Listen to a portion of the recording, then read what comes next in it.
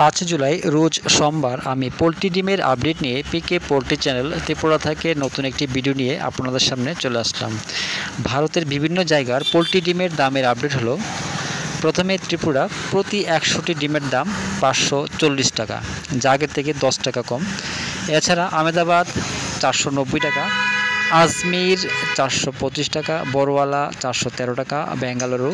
470 টাকা, বহরমপুর 440 টাকা, চেন্নাই 500 টাকা, চিত্তুর 493 টাকা, দিল্লি 440 টাকা, পূর্ব গোদাবরী 440 টাকা, হোসপেট 425 টাকা, হায়দ্রাবাদ 440 টাকা, জবলপুর 435 টাকা, কলকাতা 470 টাকা, যা আগের থেকে 20 টাকা কম, লুধিয়ানা 410 টাকা, মুম্বাই 490 টাকা, মহীশূর 470 টাকা, নামাকাল 430 টাকা, পুনে 480 টাকা, রায়পুর 435 টাকা, সুরাট 490 টাকা, বিজয়ওয়াড়া 445 টাকা, বিজাং 450 টাকা, পশ্চিম গোদাবরী 440 টাকা,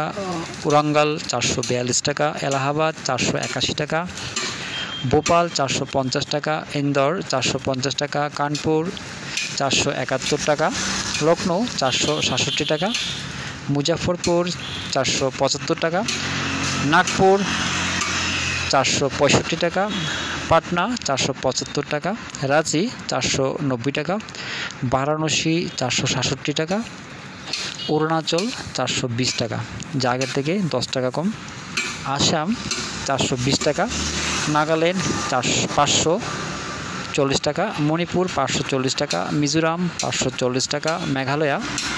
540 টাকা, জম্মু 430 টাকা, বর্ধমান 500 টাকা, শিলিগুড়ি 519 টাকা, প্রয়াগরাজ 481 টাকা,